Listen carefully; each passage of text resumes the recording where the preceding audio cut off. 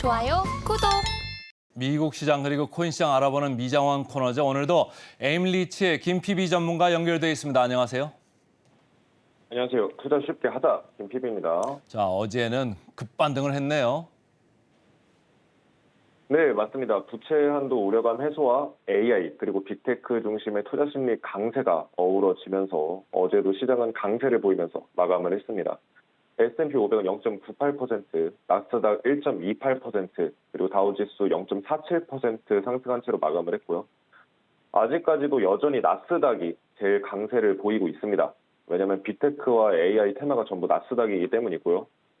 당분간 모멘텀이 꺾일 만한 이런 트리거나 이슈가 생길 때까지는 단기적으로 계속 강세일 가능성이 높아 보이는 상황입니다. 현재까지로는.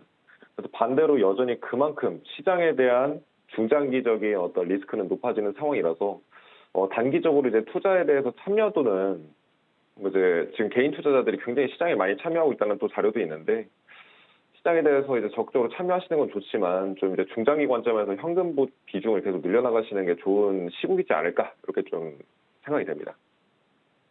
간밤에 엔비디아 5% 올랐고 필라델피아 반도체 지수도 좀 올랐잖아요. 엔비디아 보니까 아주 재밌는 얘기들이 참 많던데 내부자도 팔았다고 지난번 말씀 주셨잖아요. 그런데 다모다란 교수라고 아주 유명한 밸류에이션 책을 쓴 그 교수도 그저께 TV에 나와가지고 자기도 아침까지 주식이 있었는데 엔비디아 주식 팔았다. 이런 얘기를 했음에도 불구하고 어제 5%나 급반등했네요.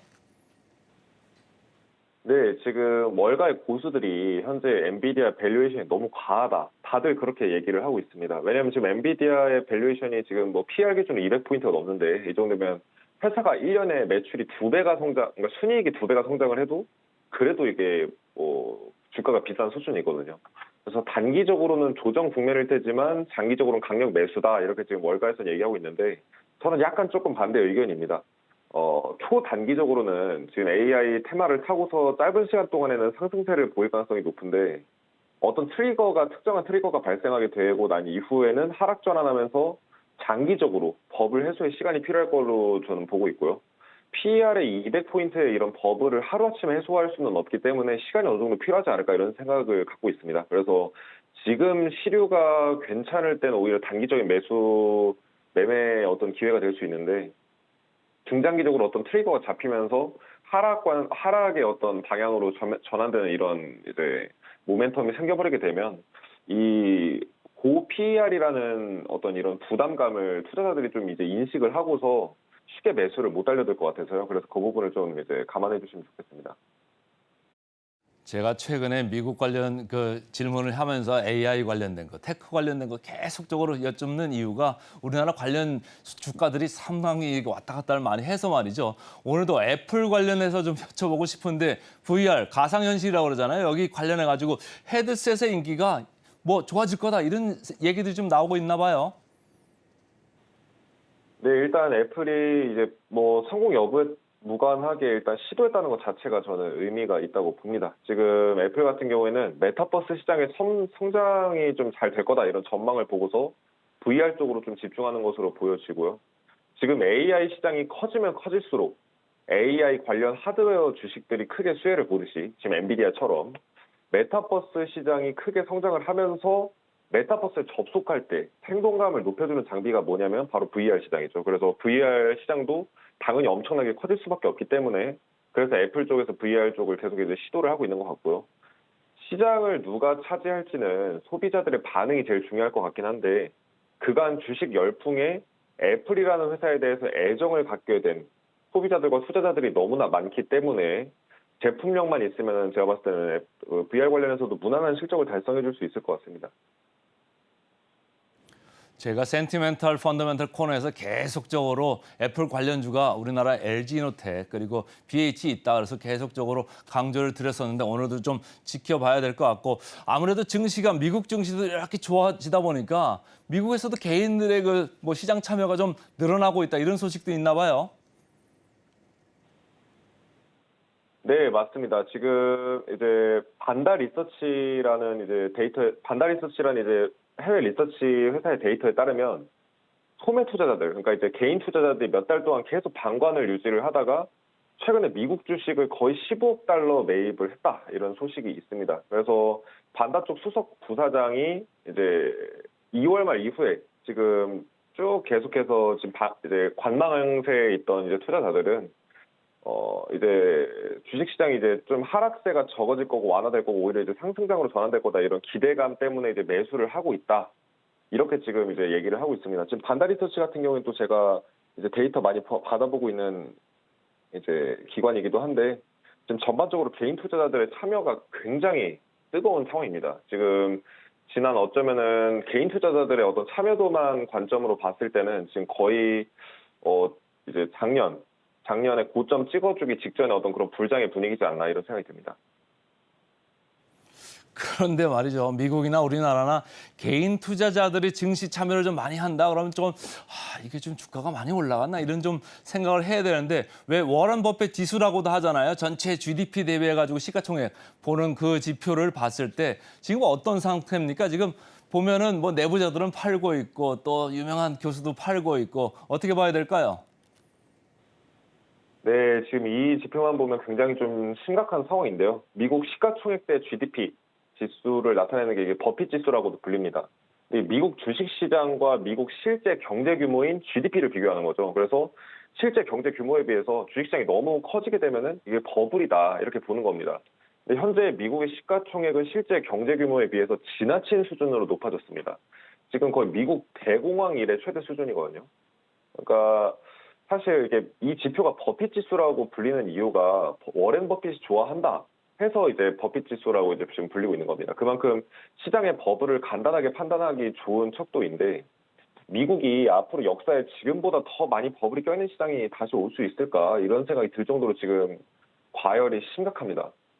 이게 어떤 신용 팽창으로 인해서 미국 경제 규모보다 더 많은 이제 빚이 발행이 돼가지고 이게 주식시장으로 이렇게 들어오면서 이런 현상이 만들어지게 되는 건데 더 큰 버블은 사실 더 큰 붕괴를 만들게 되거든요.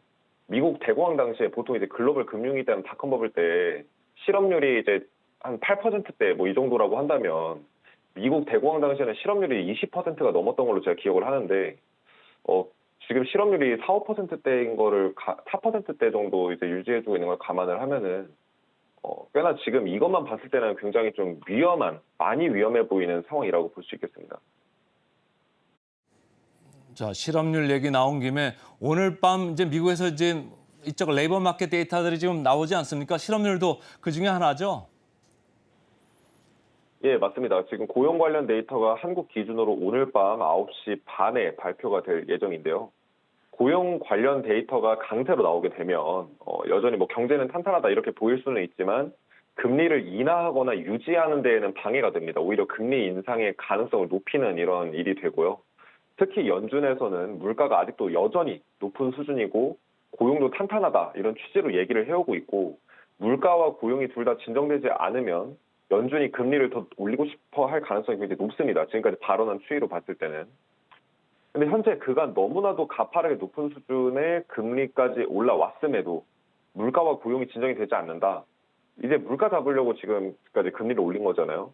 그래서 그렇게 되면 또다시 금리 인상이 이루어질 수도 있다. 지금 물가는 잡혀가는 추세긴 하지만 이 추세가 연준이 얼마나 마음에 들어 하느냐가 좀 중요할 것 같아요. 대신에 이제 좀 부채 한도 이슈가 변수일 것 같은데 현재 부채 한도 문제가 해결된 이후에 대량으로 부채가 발행될 가능성에 대해서 계속 논의가 되고 있습니다.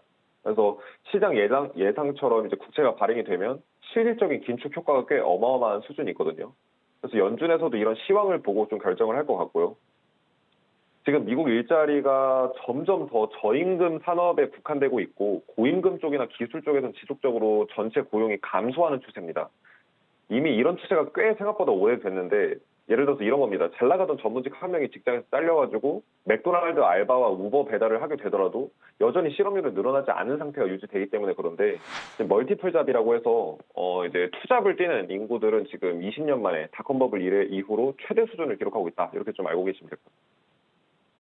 어쨌든 뭐 이런저런 이제 우려사항, 근심거리들은 있습니다만은 강세장에서는 시장은 근심의 벽을 타고 오른다 이런 얘기도 있잖아요. 그래서 조금 우리가 좀 긴장의 끈을 놓지 말아야 될 것 같고요. 자, 코인 시장으로 좀 넘어가 볼까요? 코인 시장 어땠습니까?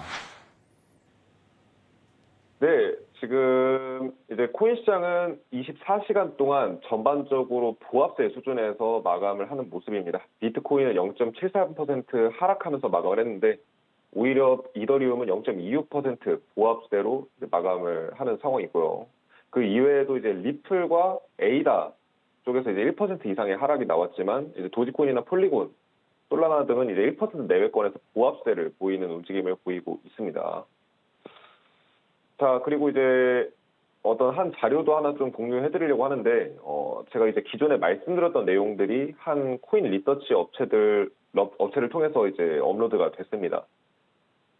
이제 올 들어서 암호화폐 시총 증가했지만 변동성 거래량은 감소했다. 이런 기사인데, 암호화폐 시총이 연초부터 계속 증가를 하고 있습니다. 그런데 최근 2달 넘게 제자리 걸음을 하고 있고, 변동성도 좀 꽤나 많이 줄어든 상황이기 때문에, 현재는 사실 주식시장보다도 암호화폐 시장이 변동성이 더 적은 느낌이 들 정도입니다.